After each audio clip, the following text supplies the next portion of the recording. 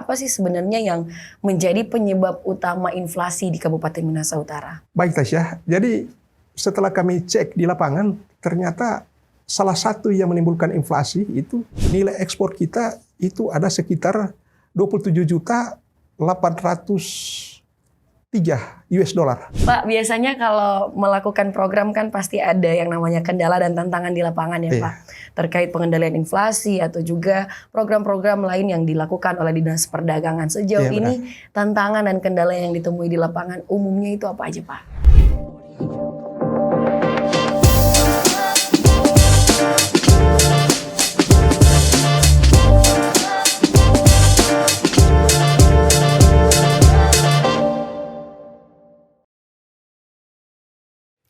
Berdasarkan hasil penelitian atau juga terjun ke lapangan Dinas Perdagangan dan juga tim pengendali inflasi begitu ya Pak. Termasuk yang Bapak bilang tadi terjun langsung ke pasar melakukan pengecekan. Kira-kira dari hasil itu Pak, apa sih sebenarnya yang menjadi penyebab utama inflasi di Kabupaten Minahasa Utara? Baik Tasya, jadi setelah kami cek di lapangan, ternyata salah satu yang menimbulkan inflasi itu menyangkut ketersediaan pangan itu sendiri. Ketersediaan pangan yang kurang ya Pak, dibandingkan dengan kebutuhan daripada konsumen yang ada. Nah, jelas dalam hukum ekonomi, kalau ketersediaan barang kurang dan kebutuhan banyak, itu pasti akan naik. Itu yang menyebabkan inflasi ya daerah. Di samping itu pula musim kemarau yang berkepanjangan. Nah, itu yang menjadi penyebab sehingga terjadinya inflasi. Jadi kita bukan mempersalahkan alam, tetapi alam juga merupakan salah satu faktor ya yang tentunya akan mempengaruhi proses inflasi itu sendiri.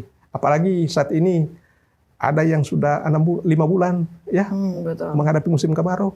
Jelas ini merupakan suatu mata rantai satu dengan yang lain, antara kebutuhan satu dan yang lain, sehingga menyebabkan terjadinya inflasi. Misalnya saya ambil contoh, misalnya jagung ya. Jagung itu dibutuhkan oleh ternak ya, ternak termasuk ayam dan lain sebagainya. Jadi kalau misalnya tidak ketersediaan jagung itu sendiri, jelas produksi daripada ayam itu berkurang, daging ayam berkurang. Jelas dia akan naik. Begitu juga dengan telurnya, apalagi telurnya. Ayam itu untuk bertelur kalau ketersediaan kurang. Nah, ini yang merupakan siklus mata rantai yang boleh dikatakan dipengaruhi oleh alam itu sendiri. Dan sangat-sangat dipengaruhi justru ya Pak ya. Iya, benar-benar. Nah, selain membantu mengendalikan inflasi daerah, apalagi pencapaian yang sudah berhasil diraih Kabupaten Minahasa Utara dalam hal ini melalui Dinas Perdagangan? Ya, baik. Jadi sebenarnya banyak yang kita capai ya. Selain yang kami sebutkan tadi, itu cukup banyak yang kita capai di Kabupaten Minahasa Utara, ya termasuk di dalamnya upaya-upaya kita dalam melihat nilai ekspor itu sendiri, ya.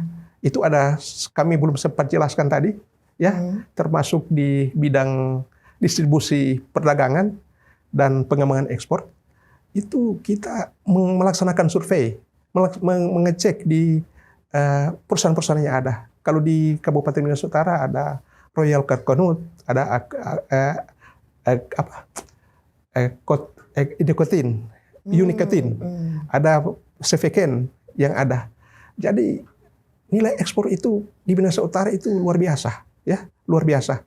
Sambil contoh di tahun 2021 saja, 2021 nilai ekspor kita itu ada sekitar 27.803 US dollar. Jadi ada, kalau diuangkan sekarang, kalau pakai kurs sekarang itu ya, kurs Amerika yang berkisar 15.854 rupiah, itu sekitar 439 miliar. Wow. Itu nilai ekspor. Di tahun 2022 mungkin karena ada pengaruh pandemi, ya. Pandemi, dia agak sedikit menurun. Jadi sekitar 20.471 ribu dolar atau sekitar 325 miliar. Nah, tahun ini baru satu yang kita cek itu sudah ada sekitar 118 miliar yang nilai ekspornya. Kita akan sementara kumpul ini, ya. Kita sementara kumpulkan ini, dan saya yakin ini pasti akan meningkat nilai ekspornya. Nah, itu merupakan salah satu contoh. Kemudian juga menyangkut pupuk, ya. pupuk kegiatan yang sudah kita lakukan, kita cek di distributor itu memang cukup tersedia untuk pupuk yang dibutuhkan oleh petani. Jadi mekanismenya itu petani itu mempersiapkan itu RDKK, rencana definitif kebutuhan kelompok.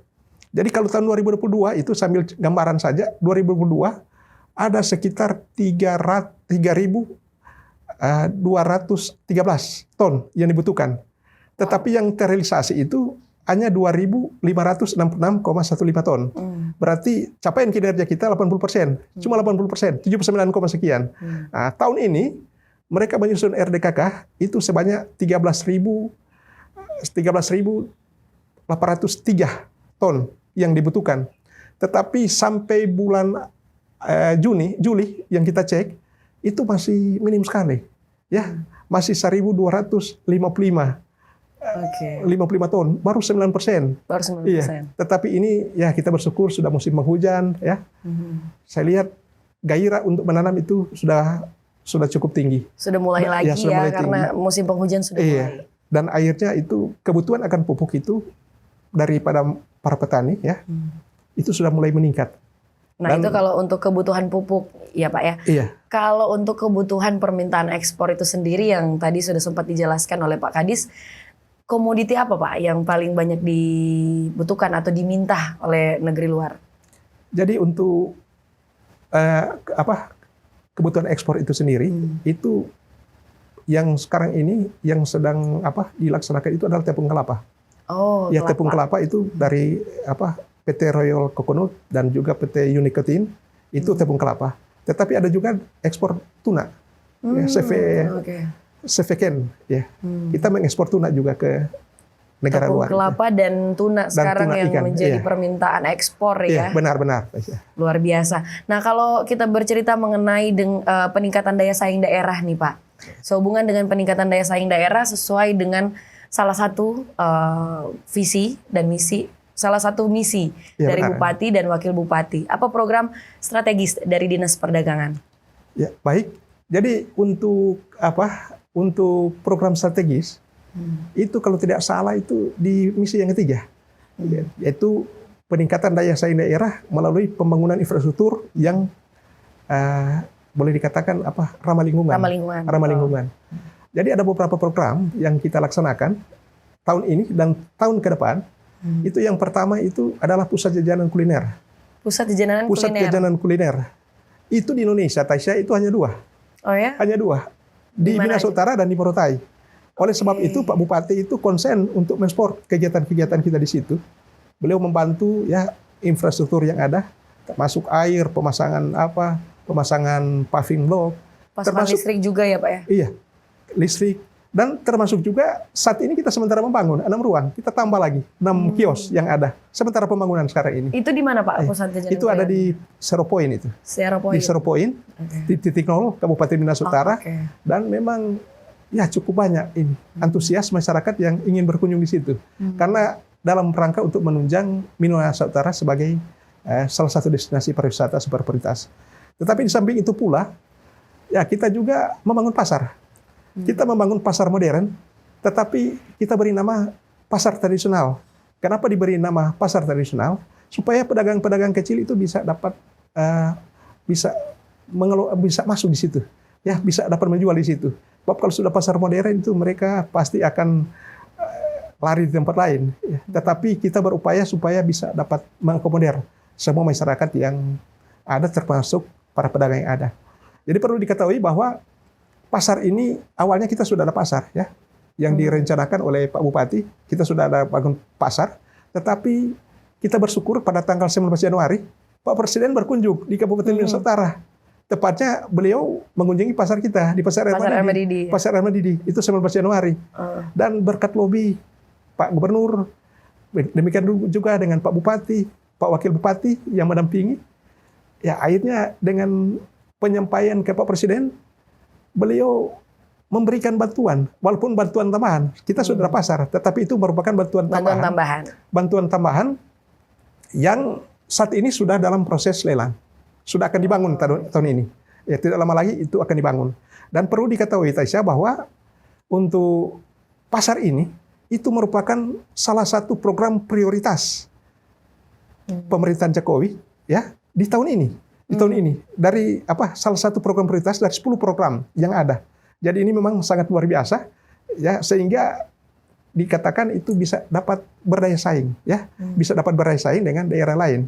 Karena ini program prioritas itu satu-satunya di Sulawesi Utara. Di Sulawesi Utara, ada di Minahasa Utara. Ada di Minahasa Utara untuk pembangunan pasar boleh dikatakan pasar modern ya. Dan ini akan berkelanjutan juga pada tahun yang akan datang. Kemudian ada program-program lain yang juga kita akan laksanakan yang merupakan bisa dapat menyaingi dengan program-program lainnya. Ini program inovasi yang kita akan laksanakan itu yaitu kios inflasi. Ini kita sementara mulai kelola, kita mulai tata kios inflasi, dan mungkin ini baru pertama ini ya, supaya benar-benar produk kebutuhan-kebutuhan masyarakat itu bisa dapat ditampung di situ dan mereka bisa dapat membeli dengan harga murah sehingga pada akhirnya inflasi itu bisa dapat teratasi. Luar Jadi biasa, itu, menarik sekali. Kasih tepuk tangan dulu dong untuk Dinas Perdagangan. Banyak sekali program yang sudah dilakukan, bahkan juga ini berkat kerjasama tim dari Dinas Perdagangan, mengikuti gerak maju juga dari Pak Bupati. Sampai akhirnya ada beberapa hal yang di luar target ya Pak, termasuk juga Minahasa Utara bisa mendapatkan salah satu program prioritas dari Presiden, cuman ada di Minahasa Utara, di Sulawesi Utara. Ini menarik karena juga kerja keras dan gerak maju dari lobby pimpinan ya Pak ya. Pak, biasanya kalau melakukan program kan pasti ada yang namanya kendala dan tantangan di lapangan ya Pak. Terkait pengendalian inflasi atau juga program-program lain yang dilakukan oleh Dinas Perdagangan. Sejauh ini tantangan dan kendala yang ditemui di lapangan umumnya itu apa aja Pak? Jadi baik Taisyah, sambil tadi disampaikan menyangkut tantangan, menyangkut pengendalian inflasi. Jadi memang kita menghadapi tantangan ini ya, menghadapi banyak tantangan yang ada, termasuk di dalamnya bagaimana kita akan mengendalikan beberapa komoditi yang ada, termasuk beras, cabai, kemudian juga ada yang lain itu ya, produk-produk lainnya. Jadi kita mengalami tantangan yang cukup berat karena musim kemarau yang cukup panjang ya.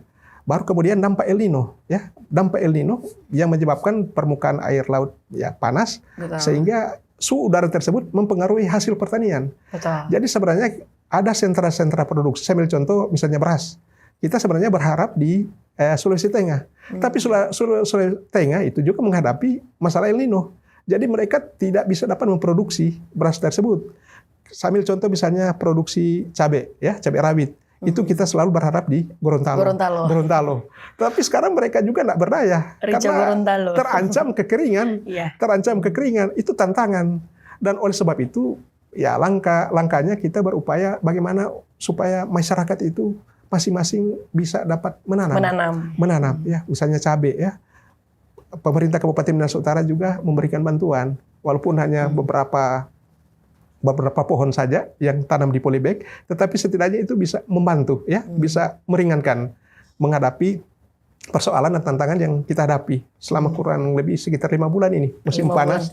Selain tantangan pada perubahan cuaca dan juga kemudian El Nino ya Pak yang kemudian mempengaruhi komoditi di Minahasa Utara. Kendala lainnya misalkan kendala internal begitu, sumber daya manusia di Dinas Perdagangan sejauh ini aman Pak? Ya memang perlu kami sadari bahwa tenaga kita di Dinas Perdagangan itu masih kurang. Itu yang menjadi kendala. Untuk penambahan lagi ya Pak ya? Sambil contoh tadi ya, hampir semua sudah di lapangan. Saya juga ini selesai ini akan mengawal ya, dari BPPW, Badan Prasarana Pemukiman Wilayah Provinsi Sulawesi Utara untuk meninjau lokasi pembangunan pasar, untuk meninjau itu. Ada juga kegiatan-kegiatan lain. Jadi kita sudah membagi habis tugas yang pada akhirnya itu bisa terakomodir semua ya, dan tanpa meninggalkan sasaran-sasarannya ada. Jadi sasaran kita capai lewat kerjasama memaksimalkan SDM yang ada. Jadi untuk tahun ini ya luar biasa, walaupun tantangannya di dalam ya, di internal itu dengan jumlah personil yang sangat kurang. Berapa banyak pegawai, Pak? Kita hanya 15 orang. 15 orang. Iya, dengan tugas yang begitu padat. Banyak. Iya. Tetapi kita bisa menjangkau keseluruhan. Bisa dimaksimalkan. Bisa dimaksimalkan. Ya, Pak. Kalau soal anggaran gimana, Pak? Aman? Kalau soal anggaran, ya kita maksimalkan. Tahun ini ada peningkatan. Jadi Pak Bupati, Pak Wakil Bupati mulai memperhatikan ya kita dibandingkan tahun sebelumnya. Ini ada peningkatan hampir 100% peningkatannya ya. Sekitar 80% lah peningkatan dibandingkan dengan tahun sebelumnya. Dan tentunya dengan kenaikan ini kita berdayakan ya. Berdayakan untuk kegiatan-kegiatan lain yang awalnya cuma penampingan saja ya, tanpa anggaran, melakukan kegiatan tanpa anggaran, kita mulai berdayakan di tahun ini.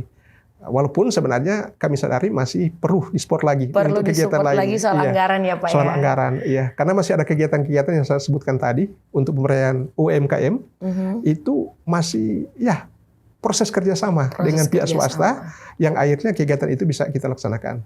Itu berarti masih perlu penambahan anggaran juga untuk menjalankan program-program dan tugas kerja begitu ya. Dengan peran sumbangsi dan program kerja yang begitu banyak dan cakupannya begitu luas di Dinas Perdagangan Minahasa Utara, apa sebenarnya yang menjadi harapan tersendiri Pak dari Dinas Perdagangan untuk Kabupaten Minahasa Utara dan kepemimpinan JGKWL ke depannya? Ya, baik Tasya. Jadi tentunya kami berharap agar senantiasa kepemimpinan JGKWL itu akan lebih baik lagi dengan adanya kerjasama secara tim yang ada. Karena kalau cuma Pak Bupati atau Pak Wakil Bupati yang bekerja sendiri itu saya yakin itu tidak maksimal. Tetapi itu harus ditopang dengan semua sumber daya yang ada. Ya termasuk yang ada di dinas-dinas, termasuk Dinas Perdagangan. Dinas Perdagangan tentunya kita akan menopang full untuk kegiatan-kegiatan tersebut. Dan yang menjadi harapan kami khususnya dari Dinas Perdagangan, pertama harapan kami dari masyarakat ya kepada masyarakat Minahasa Utara. Mari kita berusaha untuk mencintai, kita bangga dengan hasil produk dalam negeri, hasil produk dalam daerah Minahasa Utara. Cinta dan bangga produk Minahasa Utara itu yang pertama. Kemudian yang kedua, ya tentunya bagi kaum milenial, kaum masyarakat Minahasa Utara, lebih khusus generasi Z, ya kita dorong, mari kita memiliki jiwa entrepreneur, jiwa kewirausahaan. Karena tidak lama lagi itu 100 tahun Indonesia merdeka. 100 tahun Indonesia merdeka, tepatnya pada tahun 2045, itu cita-cita kita negara bangsa Indonesia sudah mencapai 5 besar pertumbuhan ekonomi tingkat ekonomi terkuat di dunia, 4 sampai 5 ya. Tapi kalau kita lihat saat ini jiwa entrepreneur kita masih kurang. Kita masih kalah dengan Malaysia, kita masih kalah dengan Vietnam ya. Dan oleh sebab itu kita perlu support. Karena sampai saat ini masih 3,47% ya, 3,47% yang memiliki jiwa entrepreneur. Yang sebenarnya yang dibutuhkan itu minimal 4% untuk menjadi negara maju, untuk menjadi boleh dikatakan negara yang memiliki pertumbuhan ekonomi yang cukup bagus. Dan ini kita dorong terus. Oleh sebab itu kita mengajak kepada generasi Z, generasi milenial, mari kita berupaya untuk memiliki jiwa entrepreneur yang pada akhirnya itu produk-produk UMKM itu bisa dapat menopang perekonomian nasional, lebih khusus perekonomian Kabupaten Minahasa Utara. Dan bisa bersaing juga sampai ke mancanegara begitu ya? Ya, benar ya. Karena terus terang saja kegiatan kita promosikan terus Pak Tasya. Jadi kita promosikan lewat pameran-pameran. Tahun ini saja ada beberapa pameran sampai di luar negeri. Ya, sampai di Jepang kita bawa produk kita ya. Kita perkenalkan itu dalam rangka untuk memperkenalkan hasil karya dari anak Minahasa Utara. Promosi juga berjalan terus sampai ke mancanegara ya Pak ya. Keren banget. Kasih tepuk tangan dulu untuk Dinas Perdagangan sekali lagi. Pak, tentunya kita sama-sama mengharapkan termasuk harapan dari Pak Kadis tadi, jiwa-jiwa anak muda ini bisa timbul entrepreneurship-nya gitu ya. Dan berbagai inovasi yang nantinya akan dilakukan oleh Dinas Perdagangan ke depan bisa segera direalisasikan. Dan tentunya pencapaian yang sudah berhasil dicapai 2 tahun ini bisa dipertahankan ya Pak ya. Iya, dan baik, tentunya kerja tim nih yang Pak Kadis sarankan tadi ya. Teamwork ya. Teamwork, betul banget. Pak, terima kasih banyak sudah memberikan waktu di Bacerita Minut. Banyak sekali yang sudah kita bahas. Tentu masih banyak lagi yang perlu kita bahas soal dunia perdagangan di Minahasa Utara. Nanti next time mungkin kita akan turun juga ke lapangan ya melihat bagaimana kerja Bisa, iya. tugas yang sudah dilakukan oleh Dinas Perdagangan. Sekali lagi terima kasih banyak Pak Ya, Kadis, Pak sama-sama. Max, Kepala Dinas Perdagangan Minahasa Utara untuk waktunya. Sukses selalu untuk Dinas Perdagangan. kasih. Selamat melanjutkan aktivitas sekali lagi Pak ya. Ya, terima kasih banyak. Terima kasih.